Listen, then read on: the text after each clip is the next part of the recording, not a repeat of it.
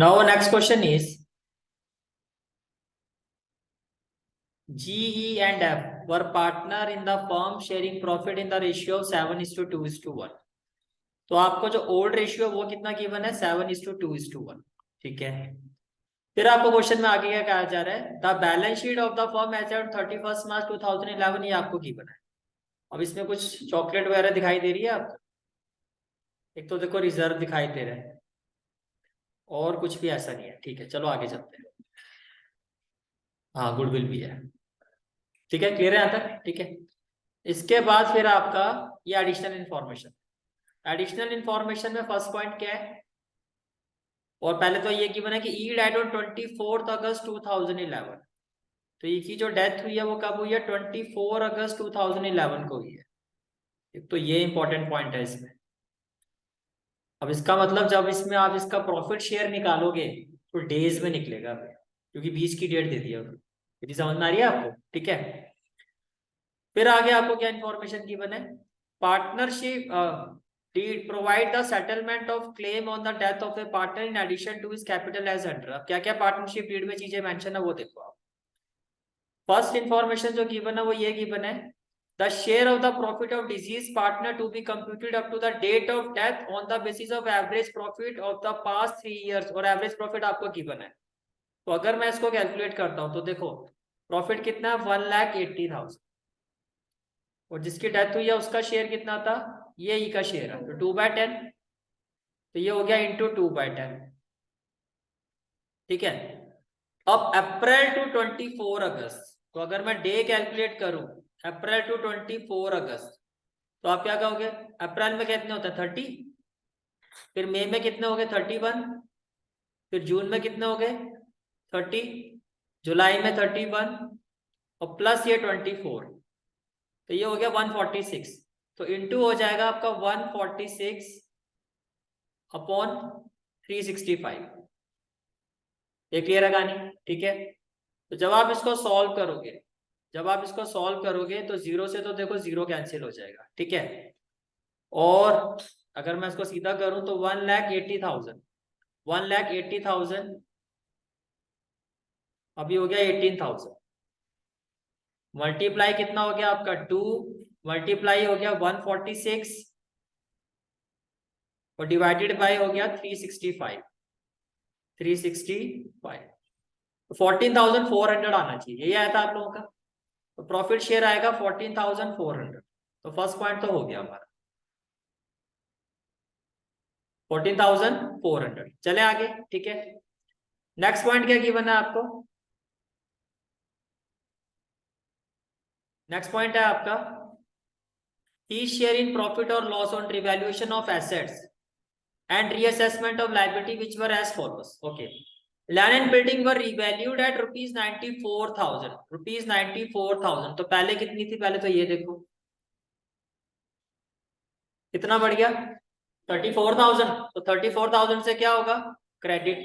इस पॉइंट की अगर मैं बात करता हूं तो इसमें तो 34,000 से क्या होगा क्रेडिट. जब हम रिवैल्यूएशन बनाएंगे तो इसको क्रेडिट करें. फिर आगे कहा गया आपको मशीनरी की जो वैल्यू 38,000 है. तो पहले कितनी थी, पहले मशीन की वैल्यू थी 40, कम हो गई. तो 2000 से क्या करोगे डेबिट. तो यहां आपने क्या किया 2000 से डेबिट. बोलो भाई क्लियर है वाला पॉइंट भी. आगे चलते हैं. And stock at rupees 5,000. Stock की वैल्यू होगी 5,000. पहले स्टॉक की वैल्यू कितनी थी 7,000. तो यहाँ भी 2000 से क्या होगा डेबिट. तो यहाँ भी आपने 2000 से डेबिट किया होगा. इस पॉइंट को भी आपने 2000 से रिवैल्यूएशन में क्या किया होगा डेबिट किया होगा. फिर provision of 2.5% was to be created on tender. ये भी लॉस ही है, डेबिट होगा. वैल्यू हम निकाल लेते हैं 2.5%.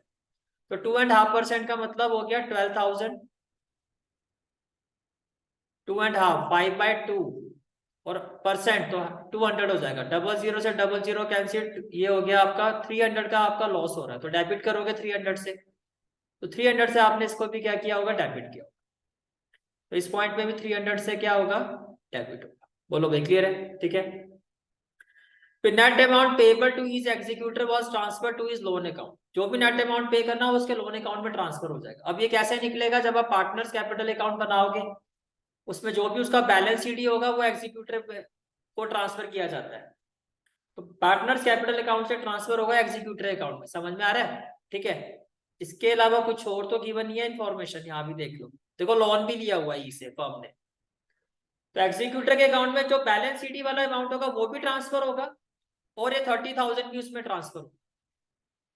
ये बात क्लियर है? ठीक है, आगे चलते हैं। और क्या कहा गया क्वेश्चन में आपको?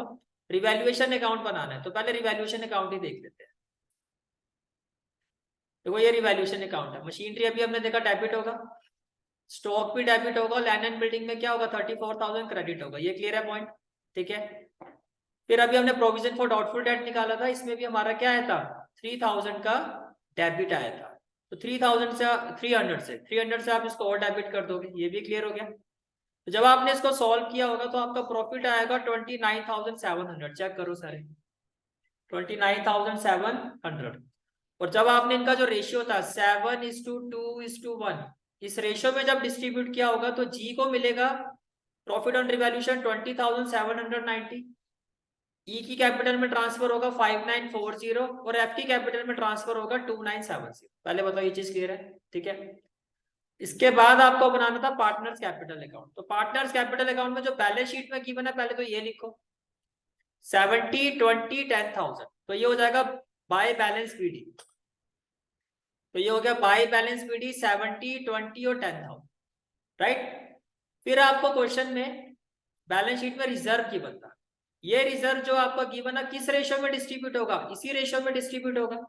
जब आपने इसको डिस्ट्रीब्यूट किया होगा, जब आपने इसको डिस्ट्रीब्यूट किया होगा तो ये जी का शेयर आया होगा रिजर्व का 40,000, ई की कैपिटल में ट्रांसफर होगा रिजर्व अमाउंट 4,000 और एफ की कैपिटल में ट्रांसफर होगा 2,000। ये क्लियर है?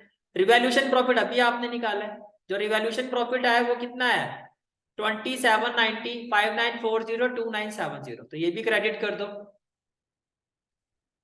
तो बाय रिवैल्यूएशन अकाउंट जी क्रेडिट होगा 2790, ई क्रेडिट होगा 5940 और एफ क्रेडिट होगा 2970, ये भी क्लियर है? ठीक है, इसके बाद अभी जो आपने ये फर्स्ट पॉइंट हमने सॉल्व किया था, तो कितना शेयर आया था इसका प्रॉफिट शेयर 14,400, और साल के बीच में दे रहे हो, किसके रिस्पेक्ट में दोगे? P and L suspense account, P and L suspense account.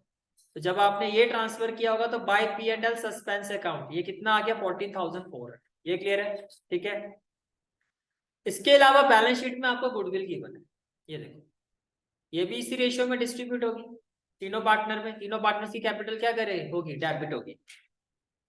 तो जब आपने इसको सॉल्व किया होगा तो टू गुडविल अकाउंट, जी की कैपिटल में आएगा 28,000 8,000, ये तो हो गया होगा 7:2:1 रेशियो में, ये भी हो गया होगा डिस्ट्रीब्यूट। ठीक है, अब जब आपने बैलेंस शीट ही निकाला होगा यहाँ से, तो ई का बैलेंस शीट ही आया होगा 36,340, कितना आया होगा 36,340, यही आया था सबका 36,340, राइट।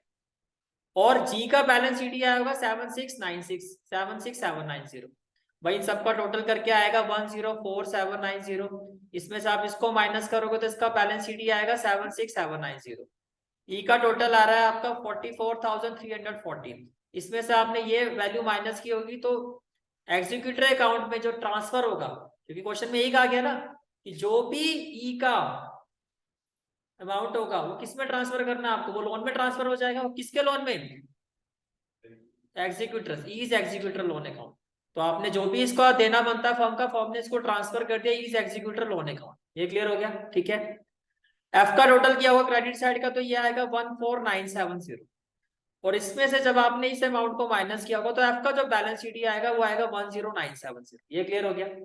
अब ये अमाउंट यहाँ से ट्रांसफर होगा किसमें? ई के एग्जीक्यूटर अकाउंट में, तो डेबिट से जाएगा तो कहां पर जाएगा? Credit side. एक तो ये ट्रांसफर होगा और दूसरा कौन सा ट्रांसफर होगा? ये वाला अमाउंट भी ट्रांसफर होगा एग्जीक्यूटर में, क्योंकि ये भी तो देना है, जो भी अब ई को देना वो किसके अकाउंट में जाएगा? ई के एग्जीक्यूटर। तो जब ये दोनों वैल्यू ट्रांसफर होगी तो आपका कुछ इस तरह से बना होगा, एक तो ये आ गया बाय ई की कैपिटल से ट्रांसफर हो गया 36,340, अभी निकाला था हमने, और ई का जो लोन अकाउंट और बैलेंस शीट में गिवन था ये भी आपका ई के एग्जीक्यूटर अकाउंट में क्रेडिट हो। तो टोटल कितना हो गया 66340, यही आपका बैलेंस शीट ही हो गया। ये फर्म कहां पर शो करेगी? अपनी बैलेंस शीट। कौन सी साइड में? लायबिलिटी में, क्योंकि फर्म को इतना अमाउंट अब देना है किसको? ई के एग्जीक्यूटर। समझ में आ रहा है? तो अगर आप बैलेंस शीट देखो, you can see that is executor loan account कितना आ गया 66340। ये क्लियर हो गया? ई तो रिटायर हो गया, तो बाकी के पार्टनर कौन रह गए? जी और एफ। तो जी और एफ का जो अभी आपका बैलेंस शीट ही आया था, ये देखो जी और एफ का जो आपका बैलेंस शीट ही आया था, ये 76790, ये एज इट इज यहाँ आ गया, राइट। और जो आपकी बैलेंस शीट गिवन है, जो आपकी बैलेंस शीट गिवन है, उसमें अगर आप लायबिलिटी वाली साइड देखो, ये सारा क्लियर हो गया, ये भी क्लियर हो गया, ये भी क्लियर हो गया। क्रेडिटर का तो कुछ भी नहीं किया है, ये एज इट इज ट्रांसफर हो जाएगा लायबिलिटी साइड में 14,000। तो ये आपका एज इट इज आ गया 14,000। बोलो भाई, लायबिलिटी वाली साइड क्लियर है? ठीक है।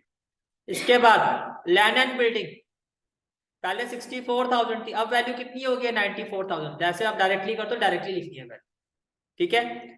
मशीनरी पहले 40,000 थी, अब कितनी हो गई है? 38,000। ये सब लिखने की जरूरत नहीं है, ये सब जैसे हम करते हैं वैसे कर। स्टॉक की वैल्यू पहले 7,000 थी, पर अब कितनी हो गई है? 5,000। ये क्लियर? डेटर की पहले जो वैल्यू थी 12,000 थी, लेकिन उसे प्रोविजन फॉर डाउटफुल डेट कितना लगा है? 300। तो ये आप पूरा लिख के दिखाओगे, डेटर लेस प्रोविजन। तो 12,000 में से 300 माइनस करोगे तो ये आ जाएगा 11,700 आ जाएगा, ठीक है। और अगर मैं कैश की बात करता हूं तो आप बैलेंस शीट में देखो, यहाँ आपको कैश की बना, क्या कैश का कोई लेना देना हुआ है? नहीं। तो ये एज इट इज ही ट्रांसफर हो जाएगा 5,000। ये आपका एज इट इज ही ट्रांसफर हो जाएगा 5,000। और by P and L suspense account, P and L suspense account कितना अमाउंट उसको दिया है? 14,400। जितने भी एक्सपेंसेस और लॉस होते हैं डेबिट होते हैं ना डेबिट, तो डेबिट वाली सारी आइटम एसेट्स वाली साइड में आती है। तो ये आपका पूरा क्वेश्चन कंप्लीट है, ऐसे करना है। कोई डाउट? 300 कैसे आया? ये भी आपको निकाल के दिखाया था मैंने, प्रोविजन फॉर डाउटफुल डेट वाला, ये वाला। आपको ये कहा गया था कि प्रोविजन आपको क्रिएट करना है 2.5%, और डेटर की जो वैल्यू क्वेश्चन में गिवन थी वो थी 12,000। तो 12,000 पे जब 2.5% करोगे तो ये 5/2 तो हो गया, परसेंटेज है तो इसकी जगह 1/100 और कर दो। तो जब आप इसको सॉल्व करोगे तो ये देखो, ये कैंसिल हो जाएगा, ये 60 हो गया और ये आ गया आपका 300। और कोई डाउट किसी का? क्लियर है क्वेश्चन? ठीक है। दे रहा आपका एग्जीक्यूटर, दे रहा। क्लियर हो गया? ठीक है।